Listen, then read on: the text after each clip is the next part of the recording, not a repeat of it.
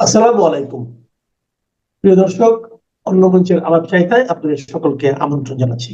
12ই ফেব্রুয়ারির নির্বাচন যখন হতে আর একটা মাসও বাকি নেই, তখন হঠাৎই বাজারে জোর ঘুরতে শুরু করেছে কেয়ারটেকার সরকারের গল্প। বাংলাদেশের নির্বাচনী সংস্কার কমিশনের চেয়ারম্যান বদিউল আলম মজুমদার অতি সম্প্রতি এই দুদিন আগে বলেছেন, তত্ত্বাবধায়ক সরকার ছাড়া সুষ্ঠু নির্বাচন সম্ভব নয়। অন্তর্বর্তী সরকারের গুরুত্বপূর্ণ এক কমিশনের প্রধান হয়ে বা অন্তর্বর্তী সরকারের অন্যতম অংশীদার হয়ে হঠাৎ এমন কথা কেন বললেন তিনি? এই প্রশ্নটি বিশেষভাবে গুরুত্বপূর্ণ হয়ে ওঠে এজন্য যে 12 ফেব্রুয়ারির নির্বাচনের ঠিক আগে এমন প্রসঙ্গ আলোচনায় উঠে আসার পশ্চাতে রাজনীতির যে কোনো ভূমিকা নেই এমন কি কখনো হতে পারে? কেন হঠাৎ বদিউল আলম মজুমদার সাহেবের এই ঘোষণা? কার বা কাদের চাপে বা কাদের হয়ে এমন কথা বলছেন তিনি? সেই বিষয়টা আলোচনা করা যাক। দেখা যাক প্রথমে যে বদিউল আলম মজুমদার তিনি ঠিক কী বলেছেন। সাম্প্রতিক দু একদিনে বদিউল আলম সাহেব যেসব বক্তব্য আলোচনায় এসেছে, তার যেসব বক্তব্য, সেগুলো আসলে দুটি আলাদা প্ল্যাটফর্মে, এক জায়গায় হঠাৎ মুখ ফসকে বেরিয়ে গেছে এমন নয়, দুটো আলাদা জায়গায় তিনি বক্তব্য রেখেছেন, কিন্তু একটা কথাই বলেছেন, একই রাজনৈতিক লাইন ধরে তিনি বলেছেন। প্রথমটা বরিশাল বিভাগীয় সংলাপ, সুজন যে সংগঠন সে আয়োজিত বরিশালে সুজনের বিভাগীয় সংলাপ শেষে সাংবাদিকদের সঙ্গে কথা বলতে গিয়ে তিনি বলেন, সার্বিকভাবে নির্বাচনী ট্রেন ট্রাকে উঠেছে, কিন্তু গ্রহণযোগ্য নির্বাচন নিশ্চিত করতে কাঠামোগত পরিবর্তন দরকার। আর সেই প্রেক্ষাপটে তিনি স্পষ্ট ভাষায় বলেন যে নির্বাচনী প্রক্রিয়া ট্রাকে উঠেছে বটে, তবে রাজনীতিবিদ ও মনোনীত প্রার্থীদের আচরণের উপরেই সুষ্ঠু ও নিরপেক্ষ নির্বাচন অনেকাংশে নির্ভর করছে। নিরপেক্ষ ও নির্দলীয় তত্ত্বাবধায়ক সরকার ছাড়া দেশে গ্রহণযোগ্য নির্বাচন আয়োজন করা সম্ভব নয়। আবার একবার বলছি কথাটা, নিরপেক্ষ ও নির্দলীয় তত্ত্বাবধায়ক সরকার ছাড়া দেশে গ্রহণযোগ্য নির্বাচন আয়োজন করা সম্ভব নয়। দ্বিতীয়, তিনি কোথায় বলেছেন? ঢাকার শ্রীলাভ মিলনায়তনে গণ অভ্যুত্থানের আকাঙ্ক্ষা সংস্কার ও নির্বাচনী ইশতেহার সংলাপ, এই বিষয়ে এখানে তিনি একই রকমের কথা বলেন। একদিকে জুলাই জাতীয় সনদের সংস্কার প্রস্তাবের গুরুত্ব, অন্যদিকে সুষ্ঠু নির্বাচনের কাঠামোগত শর্ত। সেখানে তার মূল কেয়ারটেকার সংক্রান্ত লাইনটি এরকম, তিনি বলেছেন, আমরা বলেছি যে নির্বাচন কমিশনকে সক্রিয় হতে হবে, টাকার খেলা বন্ধ করতে হবে, নির্বাচনী এবং রাজনৈতিক অন্ধকারের দুর্বৃত্তায়ন বন্ধ করতে হবে, একই সঙ্গে তত্ত্বাবধায়ক সরকার ব্যবস্থা ফিরে আসতে হবে। খেয়াল করলেন কি বলেছেন? একই সঙ্গে তত্ত্বাবধায়ক সরকার ব্যবস্থা ফিরে আসতে হবে, না হলে কী হবে? তাহলেই সুষ্ঠু নির্বাচন হবে।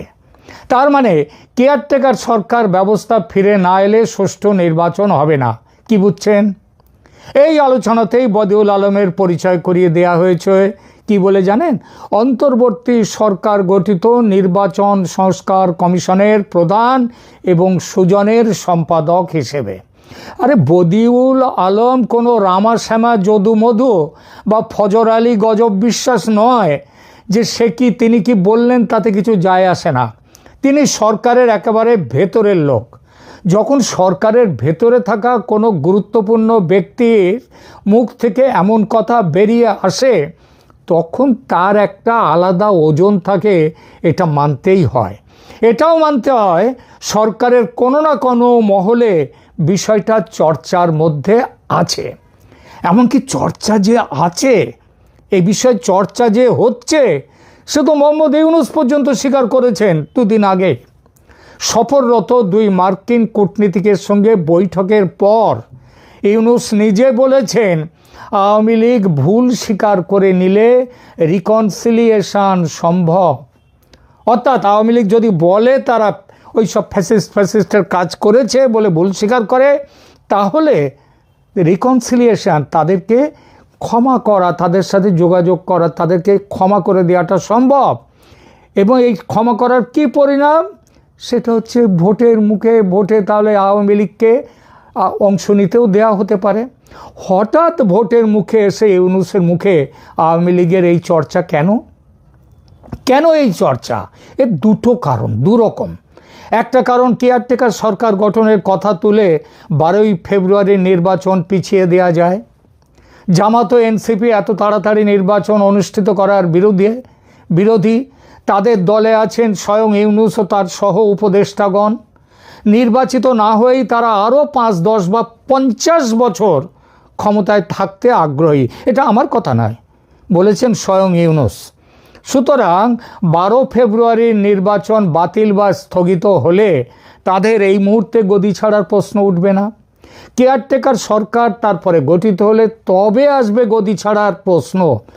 আর এখানেও বড় একটা সম্ভাবনা আছে, যদি পর্দার পেছনে ইউনূস সাহেব তার বড় মাঠের বড় খেলোয়াড় পরিচয়ে, আন্তর্জাতিক খেলোয়াড় পরিচয়ে ঠিক মতো খেলতে পারেন, তাহলে নানান অছিলায় কেয়ারটেকার সরকার গঠনের প্রক্রিয়া 2-4 বছর টেনে নিয়ে যাওয়া কোনো বড় ব্যাপার নয়, হতেই পারে। আর নিজেকে তো তিনি ইতিমধ্যে নিরপেক্ষ কেয়ারটেকার সুলভ সরকার বলেই দিয়েছেন, যার জন্য আদালত তার রায়ে, কি চমৎকার রায় আদালতের, কেয়ারটেকার ব্যবস্থা চালু করলো বটে, তবে সেই চালু করা কেয়ারটেকার ব্যবস্থা অনুযায়ী নির্বাচন হবে 2026-এর ভোটে নয়, এর পরের নির্বাচন থেকে। কারণ ইউনূস তো নিজেকে নিরপেক্ষ কেয়ারটেকার সরকারের মতোই বলেছেন। সুতরাং কেয়ারটেকার সরকারের ফ্যাকড়া তুলে নির্বাচন স্থগিত হলে ইউনূস, জামাত, এনসিপি ইত্যাদি সরকারপন্থী দলগুলোর খুব সুবিধে, তারা ক্ষমতায় থাকবে। আর জেতার জন্যে এখন ওইসব ব্যালট পেপার নিয়ে, পার্টিকুলারলি ওই যে পোস্টাল ব্যালট নিয়ে যেসব কর্মকীর্তির খবর পাওয়া যাচ্ছে এবং যেভাবে ভোটে বুথ দখল করে ভোট হবার কথা ভাবা হচ্ছে, সেটা তো শেখ হাসিনার আমলের চেয়েও আরও খারাপ জায়গায়।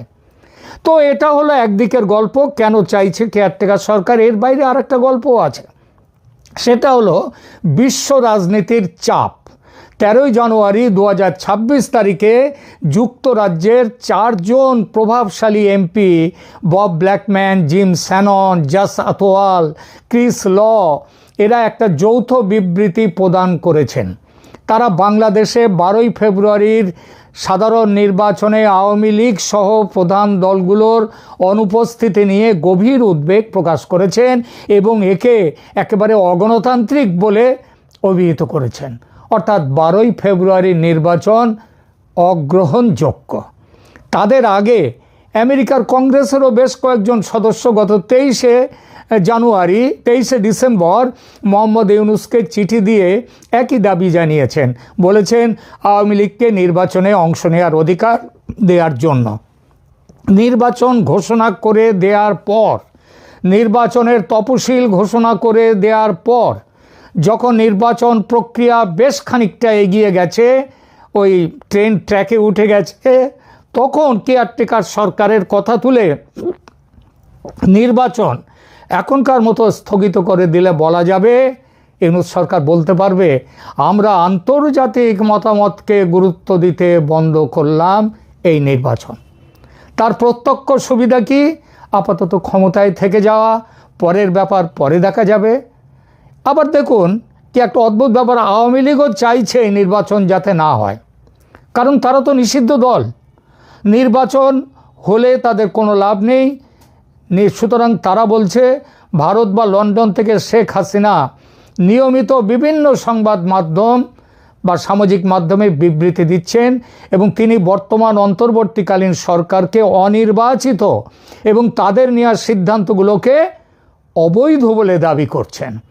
এবং সেটা ঠিকই, আওয়ামী লীগের দাবি দলের ওপর থেকে নিষেধাজ্ঞা তুলে নাও এবং নিরপেক্ষ তত্ত্বাবধায়ক সরকার গঠন করে নির্বাচন করো। এই দাবি তুলে আওয়ামী লীগ নির্বাচন বয়কটের হুমকি দিয়েছে, কর্মীদের নির্দেশ দিয়েছে বয়কট করো এই নির্বাচন। সুতরাং ইউনূস সরকার যদি নিজের থেকে নির্বাচন বন্ধ রাখে তাহলে সেটা আওয়ামী লীগের চাহিদার সঙ্গে মিলে যায়। নির্বাচন স্থগিত রাখার পেছনে আমেরিকা ও ভারতের চাপ থাকার সম্ভাবনা এড়ানো যায় না। আমেরিকা আসলে কি চাইছে? এই চাওয়া দুরকম, একটা হচ্ছে প্রকাশ্য চাওয়া আর একটি গোপন চাওয়া, একটা মনের কথা আর একটা মুখের কথা। তারা প্রকাশ্যে বাংলাদেশে ফ্রি ফেয়ার ইনক্লুসিভ ইলেকশনের কথা বলছে, কিন্তু বললাম ওই যে সেটা মুখের কথা। মনের কথা তাদের আওয়ামী লীগের মতো তীব্র জাতীয়তাবাদী দল তাদের স্বার্থ বিরোধী। সুতরাং আওয়ামী লীগ ছাড়া নির্বাচন একান্তই যদি হয় হোক, অন্য দেশের অভ্যন্তরীণ ব্যাপারে তারা আর কী বা বলতে পারে। তাদের আরও মনের কথা, ইউনূসের মতো বোবা কালা পুতুল নিজের স্বার্থে আমেরিকার স্বার্থ দেখবে, শুধু নিজের স্বার্থে এই সরকারকে সরিয়ে দেওয়ার দরকারটাই বা কী? থাকুক না এরা আরও 2-4 বছর।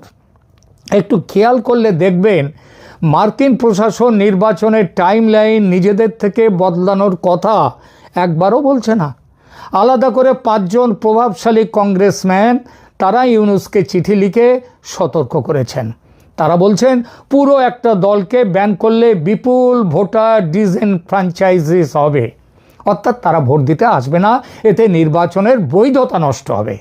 ইউনূসের সরকারের ভেতরের মানুষ বদিউল আলম তাই এই সুযোগটা নিয়ে নির্বাচন স্থগনের প্রস্তাব রেখেছেন ঘুরিয়ে, কেয়ারটেকার সরকারের কথা তুলে। বাংলাদেশের নির্বাচনে ভারতের স্টেক যথেষ্ট। ভারত কি চায়? পৃথিবীর সব দেশের আগে ভারত প্রথম দাবি করেছিল বাংলাদেশে একটা ফ্রি ফেয়ার অ্যান্ড ইনক্লুসিভ ইলেকশনের। ভারত বহুবার বলেছে যে মোহাম্মদ ইউনূসের অবৈধ ও অনির্বাচিত সরকারের সঙ্গে কোনো দ্বিপক্ষীয় বার্তালাপে তারা যাবে না, এখনও যায়ওনি। বাংলাদেশের মানুষের ভোটে যে দল ক্ষমতায় আসবে তার সঙ্গেই দ্বিপাক্ষিক ও সুপ্রতিবেশী সুলভ সম্পর্ক তৈরি করবে ভারত। এ কথাটা ভারত একবার নয় বহুবার বলেছে, কিন্তু এটা সর্বাংশে সত্যি এমন নয়। এখানেও মুখে আর মনে কিছু আলাদা কথা আছে। আওয়ামী লীগ তাদের ঐতিহ্যগত মিত্রস্থানীয় দল, মিত্র। শেখ হাসিনা দিল্লির অতিথি, এই তুলনায় বিএনপি সেই জায়গাতে তো নেই। তবে হ্যাঁ, মোটামুটি ঠিকঠাক আছে বিএনপি, কিন্তু কোনো অবস্থাতেই বিএনপি জামাতকে ভারত সহ্য করবে না। সেজন্যেই আওয়ামী লীগের অনুপস্থিতিতে বিকল্প হিসেবে বিএনপির সঙ্গে যোগাযোগ তৈরি করেছে ভারত। কিন্তু তা সত্ত্বেও ভারত চায় নির্বাচন হোক আওয়ামী লীগকে নিয়ে। তার জন্য নির্বাচন যদি পিছিয়ে যায় আপত্তি নেই ভারতের। আর যাই হোক, ফেব্রুয়ারির মধ্যে ভোট করতেই হবে এমন কোনো ডেডলাইন কিন্তু কখনো বলেনি ভারত। আর এসব নানান কারণেই ভোট স্থগিত করার জন্য ইউনূস সরকারের ভেতর থেকেই কেয়ারটেকার সরকারের কথা তুলে দেওয়া হচ্ছে। এটা খুবই সম্ভব 12ই ফেব্রুয়ারির ভোট যে কোনো মুহূর্তে স্থগিত হবার ঘোষণা আসতেই পারে। বাংলাদেশের নির্বাচনী ইতিহাসে তফসিল ঘোষণার পরও নির্বাচন স্থগিত বা পিছিয়ে দেওয়ার ঘটনা বেশ কয়েকবার ঘটেছে। এর মধ্যে সবচেয়ে আলোচিত ঘটনাটি ঘটেছিল 2007 সালে, যা ইতিহাসে 1/11 নামে পরিচিত। বাংলাদেশের নির্বাচনী ইতিহাসে এটাই সবচেয়ে নাটকীয় ঘটনা। নবম জাতীয় সংসদ নির্বাচনের ভোট গ্রহণের তারিখ সেবার নির্ধারিত ছিল 2007 সালের 22শে জানুয়ারি। তখনকার রাষ্ট্রপতি ও প্রধান উপদেষ্টা অধ্যাপক ডক্টর রিয়াজউদ্দিন আহমেদ নির্বাচনের তফসিল ঘোষণা করেছিলেন। বিরোধী দলগুলোর তীব্র আন্দোলনের মুখে ভোটার তালিকায় প্রায় 1,40,00,000 ভুয়া ভোটার তোলার অভিযোগে এবং নির্বাচন কমিশনের নিরপেক্ষতা নিয়ে চরম বিতর্ক তৈরি হয় তখন। ফলে 11ই জানুয়ারি 2007 দেশে জরুরি অবস্থা ঘোষণা করা হয়। ডক্টর ইয়াজউদ্দিন আহমেদ প্রধান উপদেষ্টার পদ থেকে ইস্তফা দেন এবং ফখরুদ্দিন আহমেদের নেতৃত্বে নতুন তত্ত্বাবধায়ক সরকার গঠিত হয়। ফলে নির্ধারিত 22শে জানুয়ারির নির্বাচন স্থগিত হয়ে যায়। মাত্র 11 দিন আগে বাতিল হয় সেবারের ভোট। সেই নির্বাচন প্রায় 2 বছর পিছিয়ে যায় এবং শেষ পর্যন্ত 2008 সালের 29শে ডিসেম্বর অনুষ্ঠিত হয়।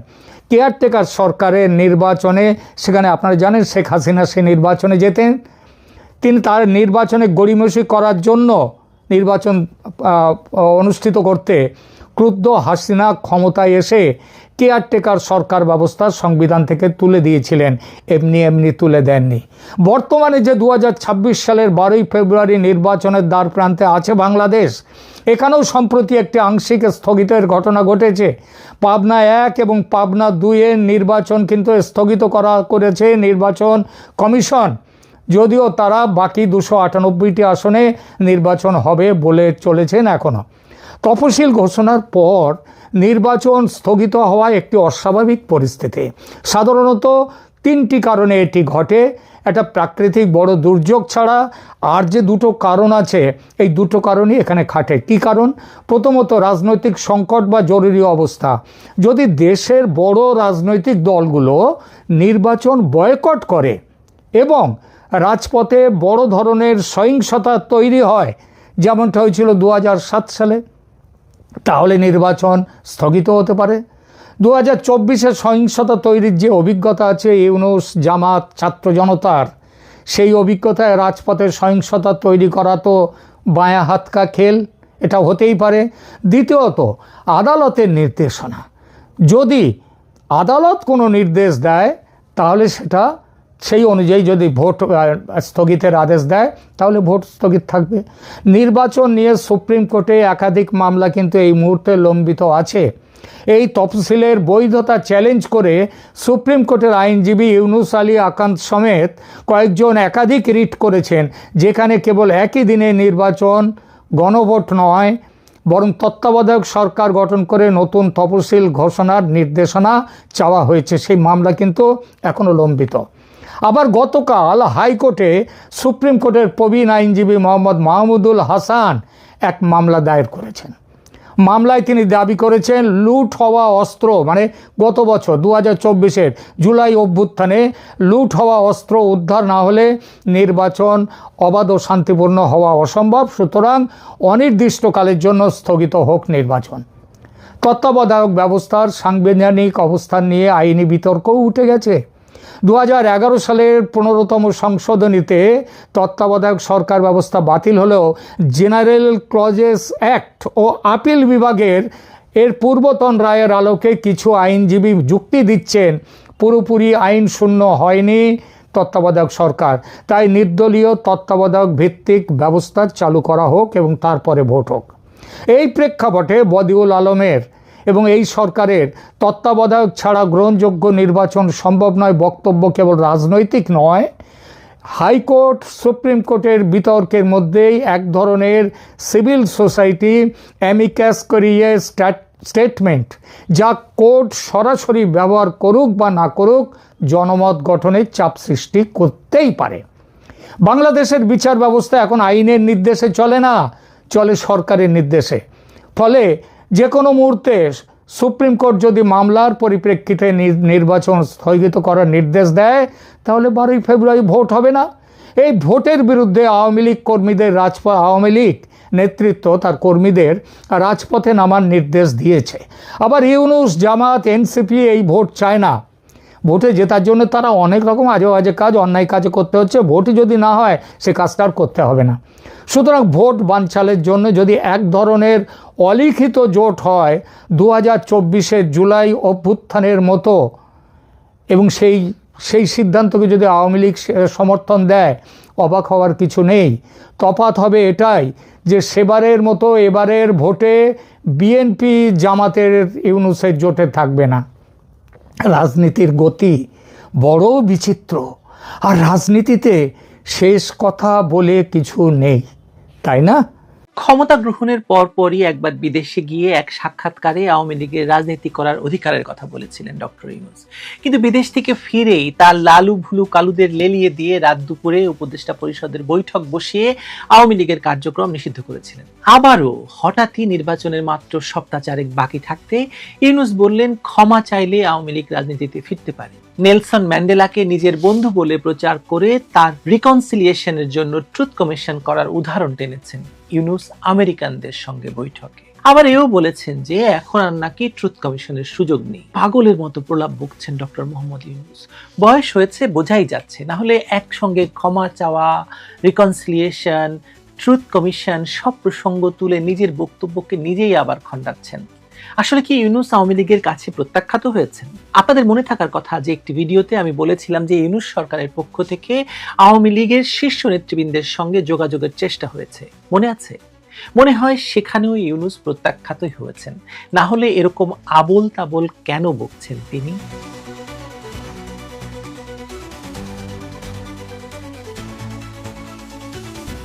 ইউনূস সরকার কেন হঠাৎ করে প্রকাশ্যে আওয়ামী লীগের সঙ্গে সমঝোতার কথা বলছেন? এই উত্তরটা হঠাৎ শব্দটার ভেতরেই লুকোনো আছে। বাইরে থেকে হঠাৎ মনে হলেও ভেতরে এটা 4 মাসের ব্যর্থ প্রচেষ্টার জমে থাকা ফল। গত 4 মাসে বিদেশি কূটনৈতিক চ্যানেল আর থার্ড পার্টি দিয়ে যে চেষ্টা হয়েছে তার কেন্দ্রে ছিল সেফ এক্সিটের সুযোগ প্রার্থনা। শুধু রাজনৈতিকভাবে নয়, ব্যক্তিগত নিরাপত্তা, জমানো টাকা, হাজার হাজার কোটি টাকা বাংলাদেশে আছে, নেটওয়ার্ক, ভবিষ্যতের আইনি ঝুঁকি এবং যে এনজিও ব্যবসা ঘিরে যেসব সুবিধা অবকাঠামো গড়ে উঠেছে, সেসব অবকাঠামোগুলো অক্ষত রাখার হিসেব ছিল ইউনূস সহ তার উপদেষ্টাদের। এই কারণেই তারা একদিকে আওয়ামী লীগকে নির্বাচনে আনার চেষ্টা করেছে, অন্যদিকে জামায়াত এবং এনসিপির জন্য অকল্পনীয় সংখ্যক আসন চেয়েছে। অর্থাৎ একটা মিনিমাম ইনক্লুশনের ছবি দাঁড় করিয়ে আন্তর্জাতিক সমর্থনের ন্যূনতম ভিত্তি বানানোর চেষ্টা করেছেন ইউনূস এবং তার দলবল।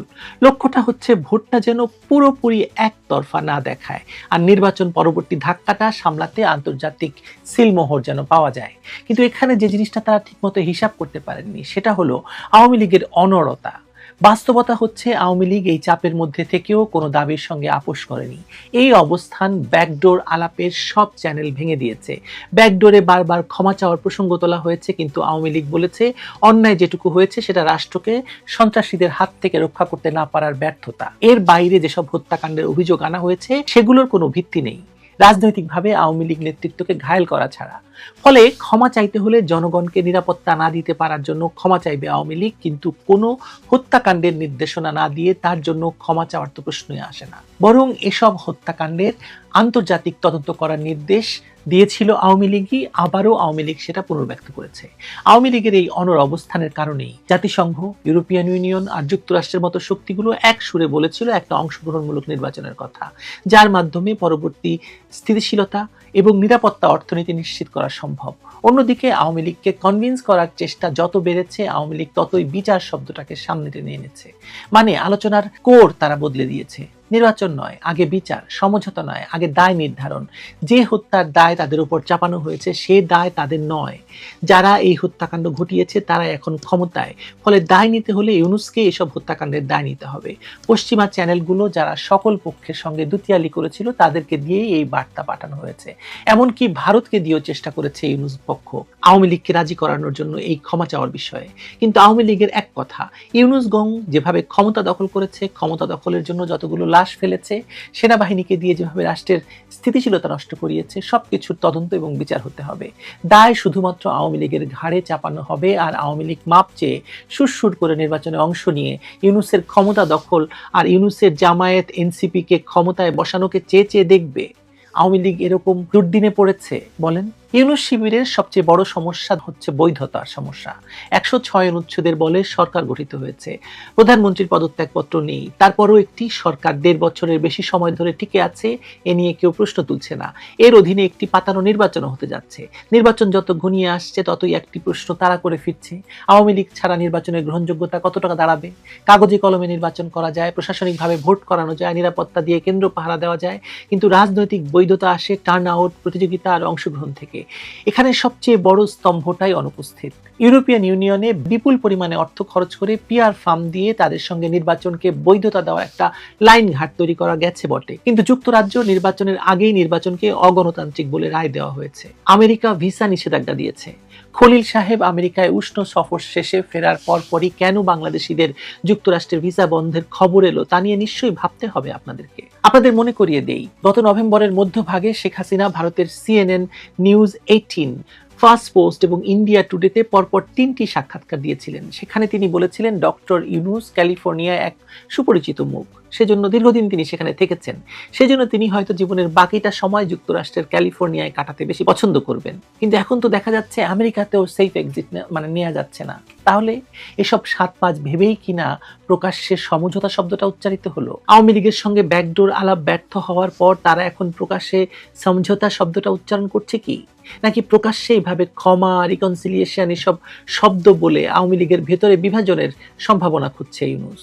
দল যদি ঐক্যবদ্ধ থাকে ব্যাকডোর ব্যর্থ হবেই, তাই এভাবে প্রকাশ্য সমঝোতার কথা বলে একটি পরীক্ষা চালানো হচ্ছে, কে কে সাড়া দেয়, কে কে নরম হয়, কারা মধ্যপন্থী সেজে সামনে আসে। কিন্তু এখানেও তারা বড় ধাক্কা খাবে সন্দেহ নেই, কারণ 5 আগস্ট পরবর্তী সময়ে আওয়ামী লীগের বিভিন্ন স্তরের নেতাকর্মীদের এক সুরে থাকা তাদের জন্য অপ্রত্যাশিত ছিল। এই ঐক্যই আওয়ামী লীগের সবচেয়ে বড় রাজনৈতিক সম্পদ এবং ইউনূস শিবিরের সবচেয়ে বড় অস্বস্তির কারণ। এই জায়গায় একটি জিনিস পরিষ্কার করা দরকার, আওয়ামী লীগের ভুল নেই এমন দাবি কেউ করলে সেটা আত্মপ্রবঞ্চনা হবে। দলীয় কাঠামোর আদর্শচ্যুতি হয়েছে, মানে জি হুজুর তৈরি হয়েছে, অনেক ত্যাগী এবং মেধাবীদের জায়গায় সুবিধাবাদী ব্যবসায়ী এবং হাইব্রিড চরিত্র ঢুকেছে, লুটপাট হয়েছে। সেখানে আত্মসমালোচনা দরকার, বিস্ফোরা কেটে ফেলাও দরকার, দলীয় সংস্কার জরুরি, এটা অস্বীকার করার কোনো সুযোগ নেই। কিন্তু এই দলীয় এবং সাংগঠনিক ভুলের সঙ্গে 2024 সালের গণহত্যা, বিচার এড়ানো, দায় মুক্তি দেওয়া কিংবা সাম্প্রদায়িক ক্ষমতাকেন্দ্রিক লুটপাটকে এক পাল্লায় মাপা রাজনৈতিক প্রতারণা। বিশেষ করে যখন গত 17 মাসে যে সম্পদ সঞ্চয় হয়েছে, লাইসেন্স বন্টন হয়েছে, সুবিধা আদায়ের গল্প সামনে এসেছে, মানে নৈতিকতার একচেটিয়া সার্টিফিকেট দেওয়া কঠিন হয়ে পড়বে ইউনূসের পক্ষে। আওয়ামী লীগের যুক্তি এখানেই, আমরা ভুল করেছি, সংস্কার করব, কিন্তু অন্যায় দিয়ে অন্যায়কে জায়েজ করা যাবে না। এই প্রেক্ষাপটে ট্রুথ অ্যান্ড রিকনসিলিয়েশন শব্দ চয়নে একটি কৌশলগত অবস্থা ডক্টর ইউনূসের। পুনর্মিলনের প্রথম শর্তই যদি হয় অপরাধ স্বীকার, অথচ সেই স্বীকারোক্তির বিনিময়ে রাজনৈতিক নিরাপত্তা, সাংগঠনিক নিশ্চয়তা, সেফ এক্সিট, ন্যূনতম অংশগ্রহণের রূপরেখা না থাকে সেখানে, তাহলে সেটা সংলাপ নয়, একতরফা শর্ত। আওয়ামী লীগ তাই এটাকে বাস্তব প্রস্তাব হিসেবে নেয়নি এবং জনসংযোগের ভাষা হিসাবে দেখে নাকচ করে দিয়েছে। আওয়ামী লীগ বরং তার প্রধান রাজনৈতিক প্রতিপক্ষ বিএনপির প্রতি ঐক্যের হাত বাড়িয়ে দিয়ে বিরাট রাজনৈতিক প্রজ্ঞার পরিচয় দিয়েছে। বেগম জিয়ার মৃত্যুতে শোক এবং সমবেদনা জানিয়েছে আওয়ামী লীগ। এমনকি তারেক জিয়ার দেশে ফেরা নিয়েও আওয়ামী লীগের নীরবতাও একটি হিসেবি পদক্ষেপ। তারা চাইলে ইস্যু বানাতে পারতো, এটিকে বাধা তৈরির চেষ্টা করতে পারতো বা প্রতিপক্ষকে দ্বিমুখী সংঘাতে টেনে নিয়ে যেতে পারতো, করেনি। এতে তারা দেখিয়েছে তাদের ফোকাস ছোট স্ক্যান্ডাল বা তাৎক্ষণিক উত্তেজনায় নয়, তাদের ফোকাস ইউনূসের মতো অরাজনৈতিক এবং বড় মাপের আন্তর্জাতিক মানের খেলোয়াড়ের বিরুদ্ধে। এই নীরবতা একসঙ্গে আত্মবিশ্বাসের বার্তা এবং রাজনৈতিক পরিপক্কতা প্রদর্শন। ইউনূসের পাতা ফাঁদে পা না দেওয়ার রাজনৈতিক প্রজ্ঞাও ছিল আওয়ামী লীগের এটি। নির্বাচন হবে না, তারপরও যদি হয় তাহলে তার বাকি আছে মাত্র 4 সপ্তাহ। এখন ইউনূসের মুখে সব সমঝোতা, ট্রুথ কমিশন, ক্ষমা ইত্যাদি শব্দ আসলেই এটা প্রমাণ করে যে আমরা তো বলেছিলাম, আওয়ামী লীগে তো ক্ষমা চায়নি, আসেনি। আওয়ামী লীগের ঘাড়ে এই দায় চাপানো ইউনূসের জন্য খুবই প্রয়োজন, নির্বাচনের জন্য, নির্বাচন পরবর্তী সেফ এক্সিটের জন্য, দেশে বিদেশে, যাতে তিনি বলতে পারেন যে আমরা তো বলেছিলাম ক্ষমা চেয়ে ফিরে আসতে, কই আসেনি তো। তাই এখন এই শেষ সময়ে এসে দায় বন্টন করছেন মহাজন। এই দায় বন্টন ইউনূস শিবিরের জন্য খুব দরকার, কারণ নির্বাচন পরবর্তী সময়ে তাদের সবচেয়ে বড় যুদ্ধ হবে বৈধতা নিয়ে, দেশের ভেতরে এবং দেশের বাইরে।